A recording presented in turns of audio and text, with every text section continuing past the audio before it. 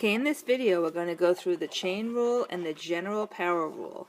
So the first thing they review is creating a composition. So you need to recognize this, whether it be written as FGX or F of G. So in example 1, I say given f of x and g of x, find FGX and GFX.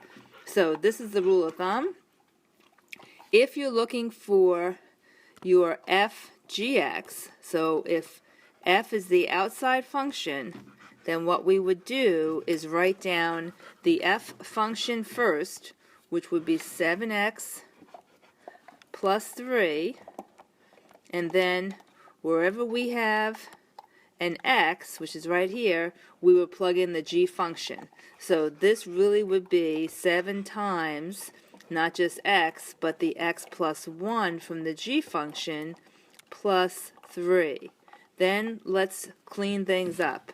We have 7x plus 7 plus 3, so f of g of x is going to be 7x plus 10, and that would be your final answer. Okay, let's up in the top, we'll do g of f of x. So what if you have g of f of x and you have the exact same functions?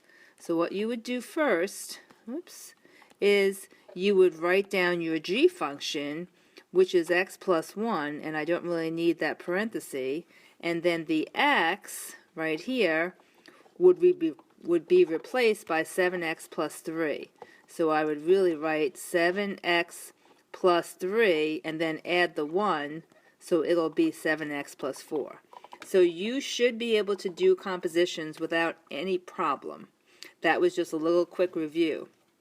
In our textbook, they talk about decomposing a composition, and that's kind of an interesting thing. So when you decompose a composition, so we're going to set this up, I'm going to make my third one just plain old h of x. And let's just say that this composition is f of g of x. Can you find what the textbook calls the outside function and the inside function? So you can stop the video for a second and see if you can think about what they mean by the outside function and the inside function. And then you can turn it back on and see what I say.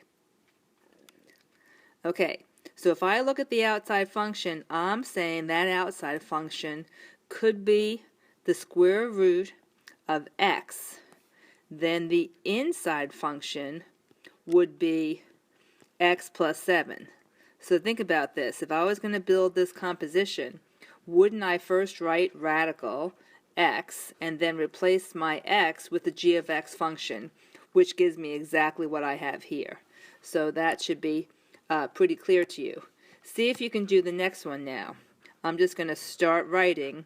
You can stop the video and see if you can figure out what your outside function is and what your inside function is. Okay, so looking at this, I'm saying my inside function is going to be x cubed. And if that's the case, then my outside function is x cubed. My inside function would be 2x squared plus 1. Try that for yourself and see if you get this composition back. Okay, next topic. We're going to take derivatives of a composition using the chain rule and not actually initially setting up a composition. So let's do that next. Alright, so let's read what's in the box. It says taking the derivative of a composition using the chain rule. This should say to differentiate. So just end the N and then put an E instead. So to differentiate f of g of x, first differentiate the outside function and then substitute the g of x for the x in the result. Then multiply by the derivative of the inside function. So here they show you in symbols what we're doing. So to take the derivative of a composition, take the derivative of the outside function and substitute g of x for all the x's. Then multiply the entire thing by g prime x. Okay, so let's try that. So we're not going to build the composition. We're just going to take the derivative without building it, following that rule. So take the derivative with respect to x of f of g of x, and what happens is this. We write down x to the fourth. So I'm just going to put a blank because that's going to be the derivative of f of x would be 4 times something to the third. What's that something? Well, that something is going to be the g of x function. So I'm going to put, whoops, let me just go back. I'm going to put the g of x function where my x would have been. So this is 3x plus 2, and I'm taking that to the third. Then I'm going to multiply by the derivative of the g of x function, which is 3. So the answer is going to be 12 times 3x plus 2 to the third power. All right, let's check this because we have two pretty easy functions. What if we were first to create our composition just to verify that what we did is correct? So this is our check. And you don't have to do this, but since this is the first time doing it, I'd like to show you how this works. So build our composition. Take your x to the 4, that was my original function, and wherever I have an x, I'm going to replace it with the g of x. So instead of having x to the 4, I'm going to replace that x with 3x plus 2 to the fourth. Now take the derivative of this function. So I already have the function. So to take the derivative, I would say 4 times 3x plus 2 raised to the third power times 3. And the end result would be 12 times 3x plus 2 to the third power. And you can see, we'll just box both of those. You can see that this, the derivative after I create the composition, is the same as the derivative I got by just following the rule and not even creating the composition. So if I have a very complicated function, it's clearly easier just to follow the rule than to first create the composition and then to do the derivative. So that's your takeaway about that. So let's go on to the notes on the back, because we build upon this chain rule and we start doing dy dx, which is derivatives of functions that are not explicitly specified. So let's do that next. Alright, so in this on this page it says derivative of a function that is not specified. So they are asking me to find dy dx, but I have two functions here. One is y is a function of u, and the other one is u is a function of x. Nowhere do I have y as a function of x. So I can get there indirectly, not directly. So here is how we're going to do it. In order to figure out dy dx, I'm going to first figure out dy du, and then figure out du dx. So you're pretty much using the same formula we used in the case of the composition, but let's walk through it in this format. I'm going to box one thing. Let's box the dy du, because we are going to have to do two steps with the dy du. So now let's go and start our work. So my goal is to find dy dx. So I want to know how y changes with a change in x. So find, according to this roadmap, find dy du first. Okay, so finding dy du, I get 5u to the fourth minus 6u squared. Okay, so that's one term, or that's one result, But now I'm going to use parentheses because I have to now multiply that by du dx, and this is more than one term. Okay, so let's change to red for du dx. So du dx would be just 2x.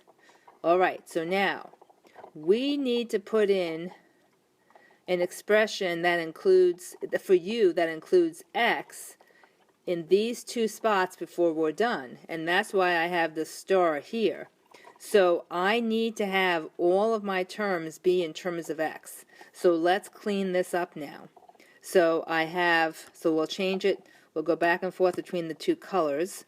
So initially, I'm going to use my parens, and I had 5, but now we're going to put in the expression for u, which is x squared plus 1, and I'm taking that to the 4th power. Okay, then I'm subtracting 6, and I'm going to put in the expression for u, which is x squared plus 1, and I'm taking that to the 2nd power, and I'm going to close my parentheses, and I'm going to multiply the whole thing by the 2x I had previously. Alright, so I want to go and do some cleanup on this, so I'm going to eliminate everything I have typed below for the time being. So let me do that, and then I'll turn the video back on. Alright, so I'm going to resume, and let's see if we can pull out an x squared plus 1 to the 2nd power within those parentheses. So I am going to, maybe I'll change it back to red. So I'm going to pull out an x squared plus 1 to the 2nd power, and then let's get everything we need back together. So I'm going to put a box there. I'm going to open that paren over here as well, and then I have x squared plus 1 to the 4th. So I'm going to have to multiply by, and we'll stick with one color, 5 times x squared plus 1. And then minus, it looks like I match up already, so it's just going to be minus 6. Now close this up because the whole thing is multiplied by 2x. Okay, so let's do a little bit more work in here. And what do I get? It looks to me like I'm going to get 5x squared plus 5 minus 6. So does that seem like a plan? 5x squared plus 5 minus 6? So let's look at that and see if we can simplify that. So this is going to be 5x squared plus 5 minus 6 right here. So at the end of the problem, dy dx expressed only in x's will be x squared plus 1 squared times 5x squared plus, well, minus, let me go, minus 1 times 2x. And that's our best answer because it's in the simplest form possible. Okay, now that I've done that, I've of course found a little problem. Have you found the problem? I neglected to do this to the squared. So let me just clean up and we'll do that one more time in the right way. Okay, so what I'm doing now is I am expanding x squared plus 1 correctly, and that's right here. So let's go one more step, and I end up having 5x to the 4th plus 10x squared plus 5 minus 6. Alright, so cleanup time. First, I still have, and this is going to equal x squared plus 1 squared. Now, let's combine like terms. There's no like term that goes with 5x to the 4th, so I'm just going to write 5x to the 4th, and then plus 10x squared, and then I have plus 5 minus 6. So that's minus 1. And then times 2x. So that's our final answer, and that's much better. I knew it was much more complicated than what I had just done. So here's your final answer. Couple of things to note.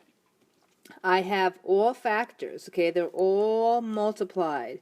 That should be your goal because it's going to make working with that much simpler going forward. So always try to clean things up so that you have factored form at the end. Now, if this middle term was easily factorable, I would go ahead and factor it, but it's really not.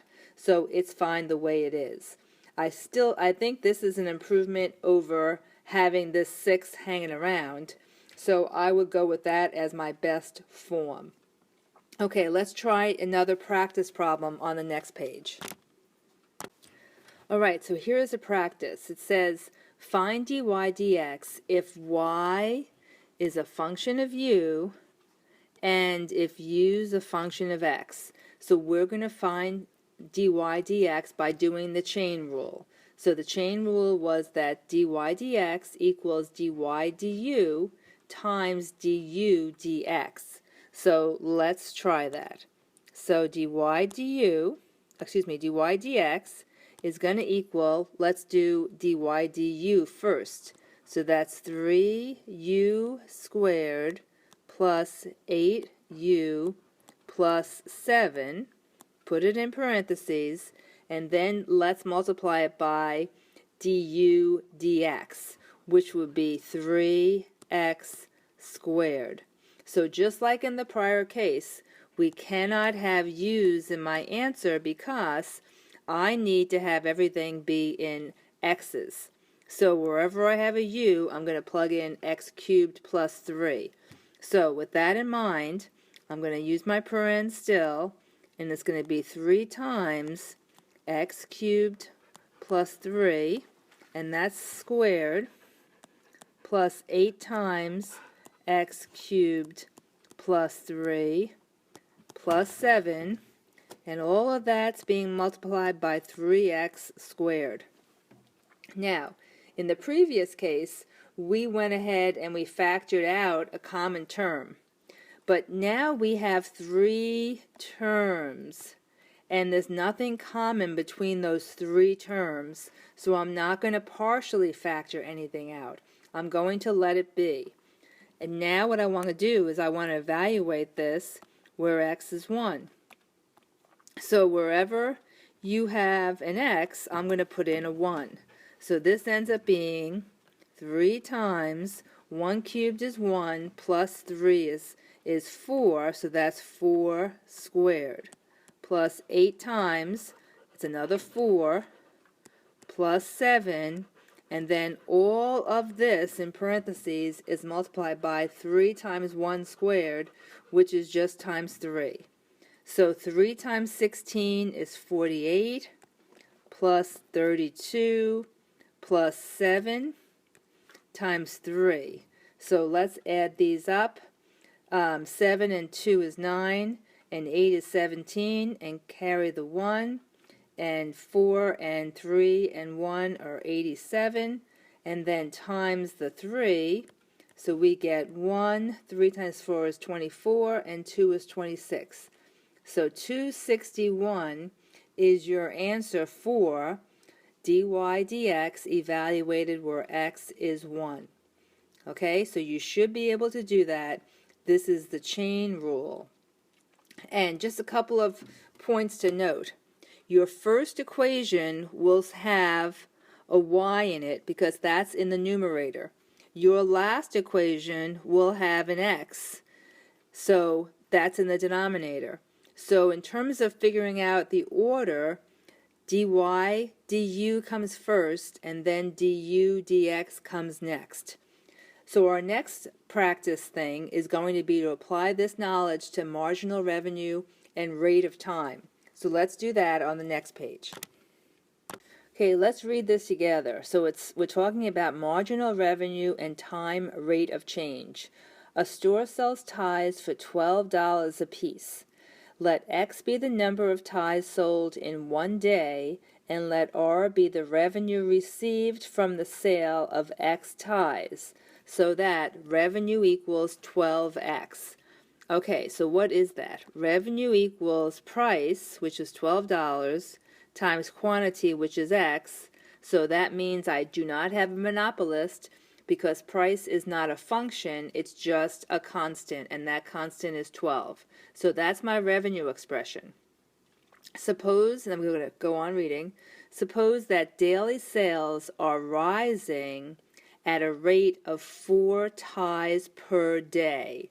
So daily sales would be the quantity sold, so dx over the day, dt, equals they're rising, so it's 4, rate of 4 ties per day. So ties per day is my rate. Ties per day. Okay, so I want to know dr dt. That's the change in revenue over time.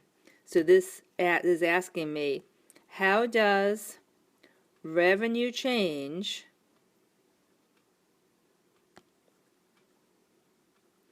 when time changes?